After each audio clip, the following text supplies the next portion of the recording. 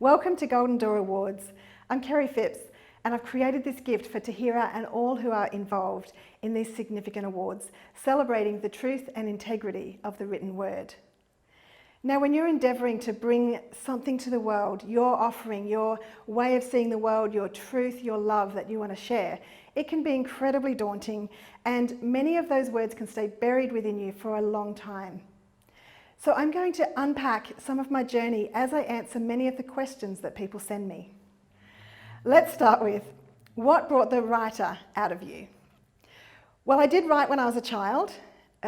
Coming home from school and processing some of the bullying and some of the traumatic moments at school, I would write a novel. So I did change names, but I really was writing about what was happening at school. I was sharing my stories, but just with myself, just to process. And I journaled. I wrote for years, many of the teenage dramas that I was going through, and I burned that diary when I was about 16. And so I have no record of that now, apart from the letters that I wrote to a friend who sent them back to me when I was in my 20s. So after that experience of burning my journal, it was because somebody had read it. So I was never going to share my thoughts again in a way that could be used by anybody else for any reason. So I didn't write for 20 years. I went through a period of chronic illness, and that part of the journey of recovery was writing, just journaling how I was feeling, what I was doing each day. And it felt very boring, but it was just part of the journey to healing. And so from there, I began a coaching journey, and I was, again, writing my thoughts, writing my ideas, my goals, my dreams, my aspirations. And in working with my second coach, I expressed a goal that was to unleash the writer within me. I knew that I was writing in my head all the time. I would wake up in the mornings and I was writing in my head, but it just wasn't on paper. And it felt so fluent, it felt so amazing to write in my head, but I knew I had to get it out so that I could do something with it. On the occasion that I would write an email just expressing my enthusiasm, my joy of the conversations that I had in coaching, I would get amazing feedback from people. They would write and say, "This is amazing what you shared, can I share it with other people?" And it really surprised me. And I started to realize maybe there is something that I need to share. So it was declaring that goal with my coach. And then within a week, I met the owner of a magazine. She invited me to an event where her editor asked to interview me. So she interviewed me. That was fine, it's easy to talk, tell a story. But then she asked me, would I write for the magazine every month? So I was daunted but excited because my goal was underway. I was unleashing the writer within. So I sent off my first article, jumped in the car, drove down to the editor's office and sat there expectantly waiting for her feedback, waiting for her to tell me that I needed to start all over again. And when I expressed that to her, she said, "But it's great, I've already sent it to the designer." It really shocked me to know that something that I thought I couldn't really do, that I was just having a go, could actually be valuable to somebody. And as I was leaving the office that day, she said to me, "Just keep writing these articles every month. By the end of the year, you've got a book." That stunned me. I will never forget her encouragement, not just in that moment, but in many times since then. So I think we need to share our words with somebody who believes in us, someone who appreciates what we're writing. So that's my journey of unleashing the writer within. What are some of the traps for aspiring writers? And I would say even experienced writers. Sometimes we get stuck with what's going on up here. That's probably the biggest blockage. So one trap is comparison. We read the work of other people and we think that's amazing, but we make this assumption that they somehow just poured those words out on the page and there it was in publication. It's not the case. Most writers will tell you that they wrote and wrote and wrote, screwed it up, threw it away, started again, or had somebody edit and just change everything, and it's a process. So we must really be aware that we have that trap of comparison.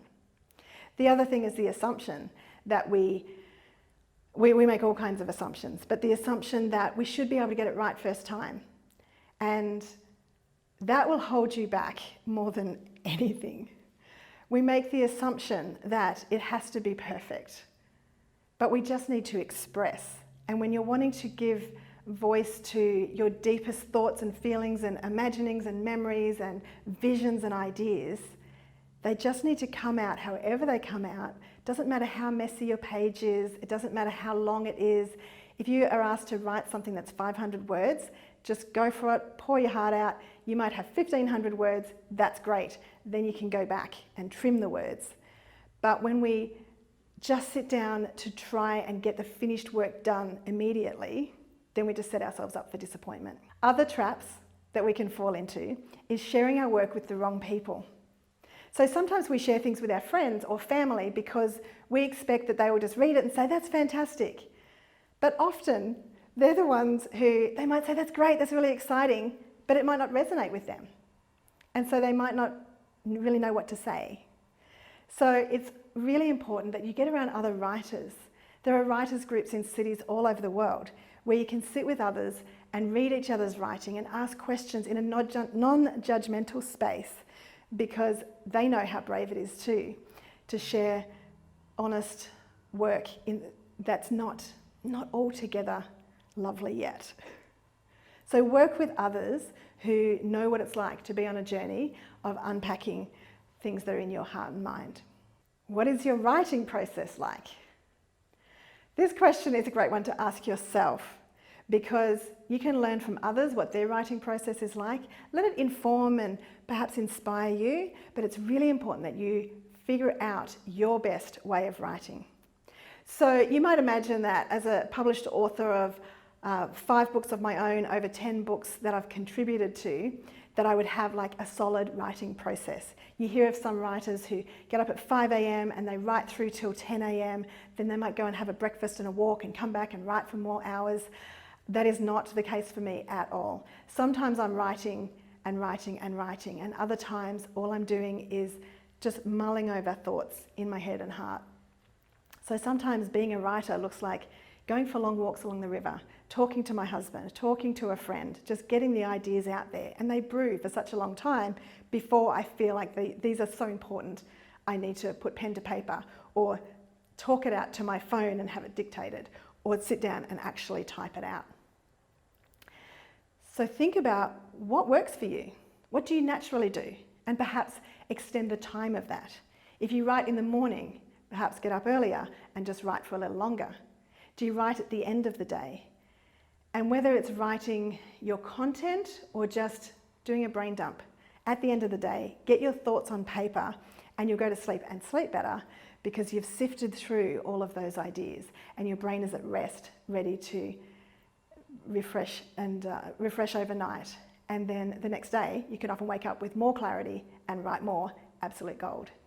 Did publishing your first book change your process of writing? So this is my first book, and I just wanted to create something for my coaching clients and also that I would use myself. So journaling became a really important part of my day, processing thoughts and ideas, and so I created a journal to help others to write.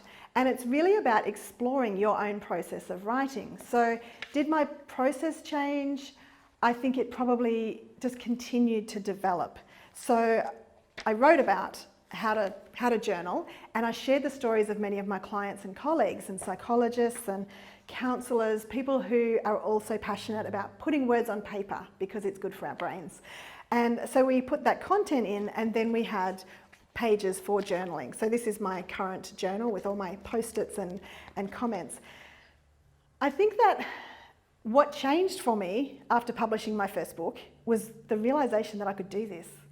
And I actually did it in a very short space of time because I shared the idea with a friend who not only was inspired but asked me, did I have a time frame for this? And then pondered aloud how it would be a wonderful gift for Christmas, which gave me a really short time frame, but I'm energized by a deadline.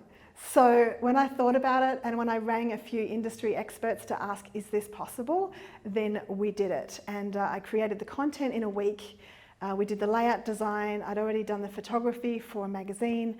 And when you have a great creative team behind you, then you can make amazing things happen. So you don't need to get clear on what your creative process is, but just step into it. Just start trying different things and just write and write and write, and you'll find pieces that you really want to share with the world.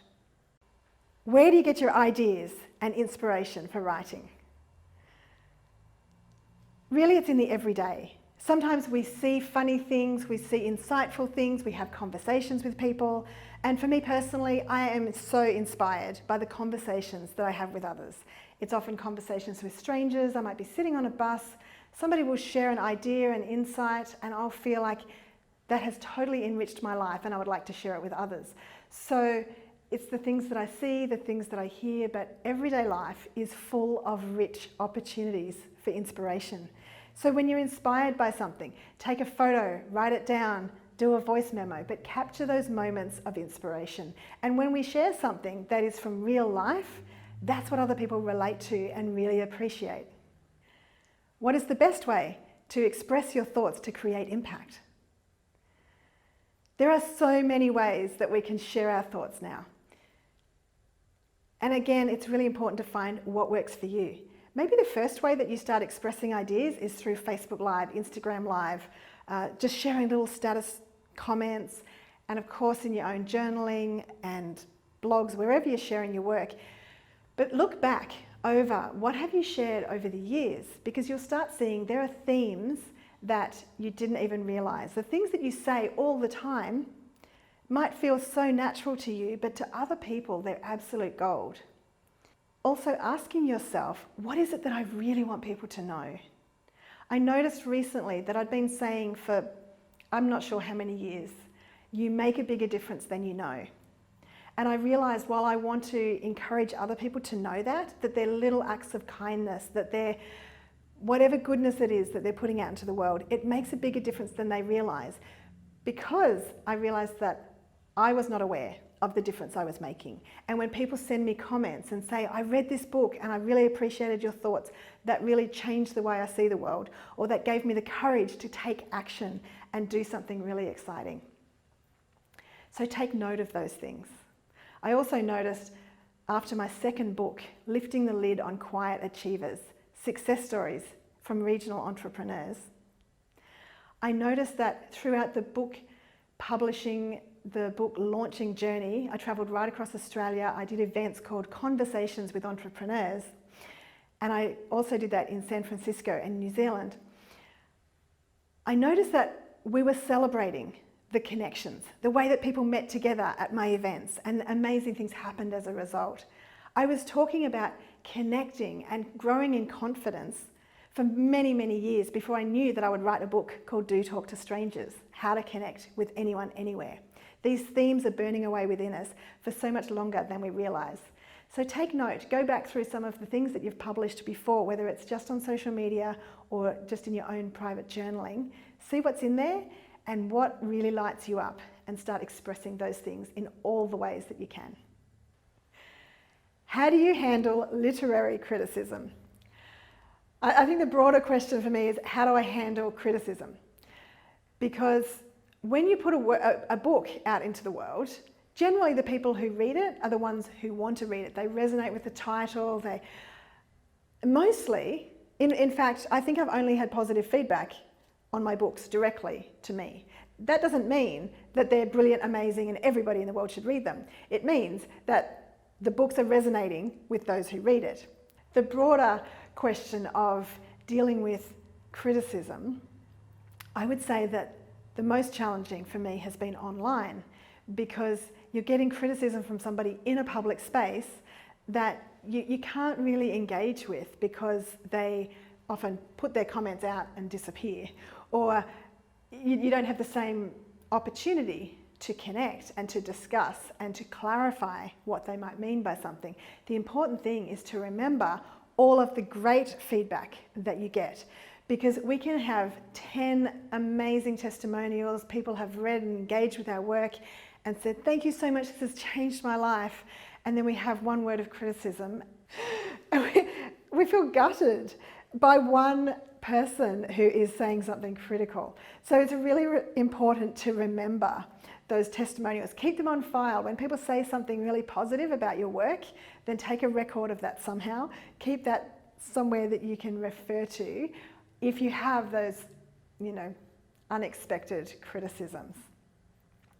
When somebody criticises your work directly, you can thank them for their feedback because their perspective is valid. And I noticed that when I engaged with someone who had some very strong feedback, and he did share that he'd had a number of glasses of wine and all of these other things going on in his life, but he was going to tell me why he didn't need to be here and didn't need to hear my presentation and it wasn't important to him.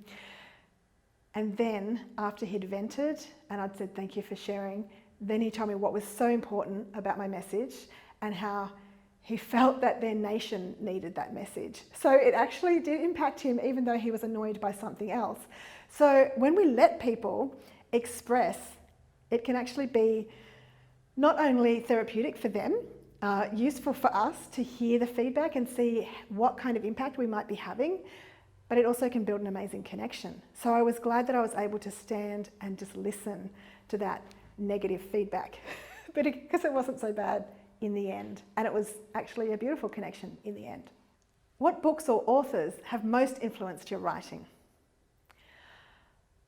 I think that I would say that the ones who have most influenced my thinking, which comes out in my writing and my speaking. I think of Sir Richard Branson. His books speak to the courage in me that's often buried under a whole lot of self-doubt. I love his risk-taking and I just relate to his journey. I feel like there's similarities in our families in the way that we were brought up and the way that he endeavours to serve people and to bring people together and the risks that his mother made him take when he was a kid. I just really relate to that. So Brené Brown, she writes about courage and vulnerability and she just makes me feel like I can share more of my work with the world. I think if she hadn't come along, I still wouldn't be so brave. So I really acknowledge her. I love being caught up in a story and Francine Rivers is an amazing novelist. I've really enjoyed reading a book about Queen Elizabeth, and I can't think of the author's name, but I love reading about real people's stories.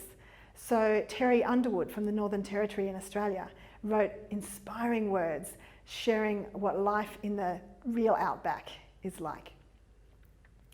Any books that inspire me, I think they bring out the best in me. So it's not necessarily a style of writing that I would comment on, it's what it does to me. It's the way that it lifts me and inspires me. What was your most and least favourite parts of your publishing journey? I think one of the most exciting parts is when you get that box of books and you open it, or maybe the package that brings the sample book for the very first time.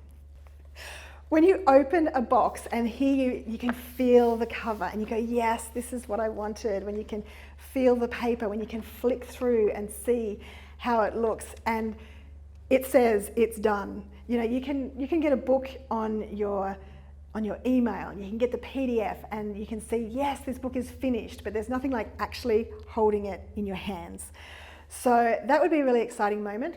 I think another really exciting part of the journey is the beginning, the ideas. When you start telling people and they're like, yeah, that's really exciting. And then the least favourite is when you're just bogged down in getting it done. And some of my books where I've given myself a really short public time frame, like my fourth book, the Do Talk to Strangers Travel Toolkit. It's a smaller book, but I gave myself a very small time frame. And then I shared it publicly with an audience in Sydney and on Facebook Live to listeners all over the world. Then I came home to write it and I felt sick to the stomach for days. I felt so exposed. It's like, why did I say that? Can I actually do this? And we did it, we pulled it off so that we could get it printed, so that I could launch it in Singapore 3 weeks later, 4 weeks counting the printing. So the least favourite was the getting it done. And mostly the editing, going back, because you start getting bored with the words, but you need to know that it's worth it to go back over and over and over. Get editors, proofreaders, You want lots of eyes on this book to make sure that all of those errors that somehow get in there can be taken out. So just go for it through the difficult, hard slog times. Remember that you will be pulling a box of books apart to share with people, and that's really incredibly rewarding.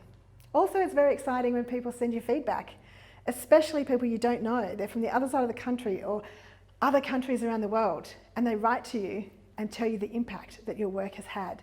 That's pretty amazing. What is the most surprising thing you discovered while writing your books? I think one of the most surprising things is an editing tip. So when you've edited your book and you feel like it's just amazing, you've got it perfect, then read from the back. Read from the bottom paragraph and just read it out loud. It's amazing what comes up that your eyes have just tricked you previous times when you've read over and over and over. Your brain knows what it's supposed to say, and so you read it as correct even if it isn't. So when you start reading backwards, then you hear the sentence and you can hear that something is not right, then you can go back and correct it. So at some stage in your editing process, you, the author, after getting it back from your editor, after getting it back from a proofreader, go back through the book backwards. And it's also a really good idea to do that with your page numbers and your chapter numbers. Look at the book not as just one complete process that you're just reading through, but go with one focus. Okay, this time I'm going to check all the page numbers. This time I'm checking all of the chapter names and the chapter titles, the layout of all of those things. So you'll look at the book from different angles. And my books are very creative in the layout. You know, I've got images, I've got different, a whole lot of different, quotes, photos, italics, bold, all of those things you need to look at one thing at a time because your brain doesn't take in all of those different pieces. So it surprised me how many things can sneak through, and I know that as a reader, we want to be able to just read without our eyes going, hang on, what is that? What is that word? There's a typo. So I wish you all the very best with your writing journey. Share the truth, the love, the compassion that is in you and make a bigger difference in the world. So how long does it take to write a book? They're all different. So this one was literally created and published in a month. Now, that was working with a great team. One person worked on the cover, one person worked on the layout, which I kept updating because I kept bringing more quotes and more comments and more content to it. And there's really only one chapter of content, maybe two chapters of content, and then the journal pages. So it was an intense month, but it was, pretty quick to do, really. Then lifting the lid on Quiet Achievers, which I featured all of these amazing people and more.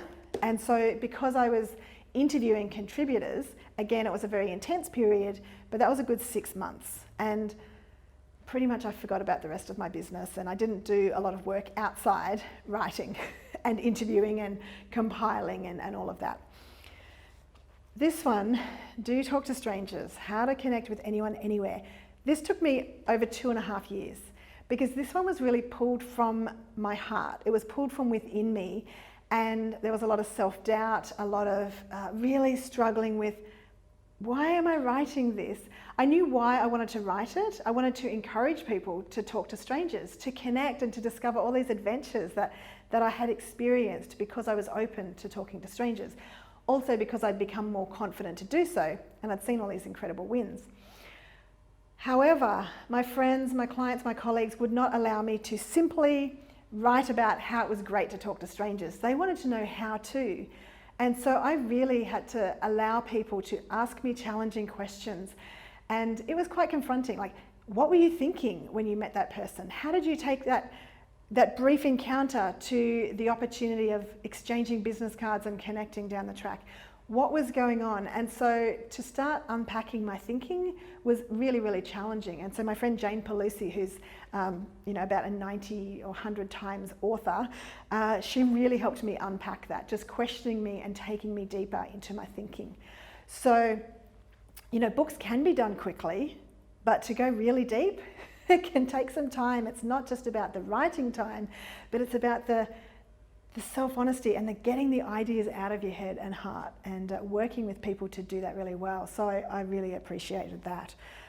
This was probably 3 weeks or 2 weeks solid of content, and then working with the layout team. And so of course having an efficient team and that great communication between us really makes the difference there. And you know what, it doesn't matter how long your book takes. You might be dwelling on a book and working on it for decades. It's still worth getting out, but get around people who will encourage you to get it over the finish line, because it's worth it to get your work out into the world. What should I do if I'm invited to contribute to somebody else's book? If you like the title, if you like the person, if you feel like it's a good fit, absolutely say yes. It's an amazing opportunity. So there's many books that I've contributed a chapter to. In fact, one of these, The Solo Traveller's Compass, is written by Justine Waddington, who is a travel agent in Sydney. And when I met her, she was working on this book, and I was nearly finished Do Talk to Strangers. And she said, I would love to have your thoughts in my book too, because this is about how to travel solo, but not alone. So she's writing from a travel agent perspective, and so I contributed a chapter about talking to strangers and connecting when you're in another country, when you are completely alone, or with one of Justine's travel groups. So it was such a great fit, and it's just a win-win for her clients, her readers, and for mine as well. It's great for me to share that I've contributed to a travel book. Better Business, Better Life, Better World. This is the first of 3 of these books. Now, I've contributed to the first 2 books, and it's an absolute privilege to share your work with other people who are passionate about making a difference. It also helps you to just focus on what you're writing. You don't have to worry about all the production processes and costs, and you just put your heart in it, and it's a beautiful opportunity. And this one by Minda Lennon, I Am Woman. These are just 3 of over 10 books that I've contributed to, but each one of them has taken me to a different place in my writing because of the questions they've asked me, and it's helped me to be a more honest writer. It's helped me to realise that I have stories that are worth sharing. So if you get the opportunity to collaborate with somebody on a book, then absolutely go for it. The teamwork, the collaboration, the joy of sharing a published book together is really exciting, and can make a big difference to your network, to your opportunities to share your work with the world. Go for it. Thanks for sharing this journey. Thank you for being a difference maker. And if you would like more content like this, if you would like to connect and engage with getting your message out into the world more, then go to kerriephipps.com or find me on all the socials, and let's continue to make the difference that we're born for.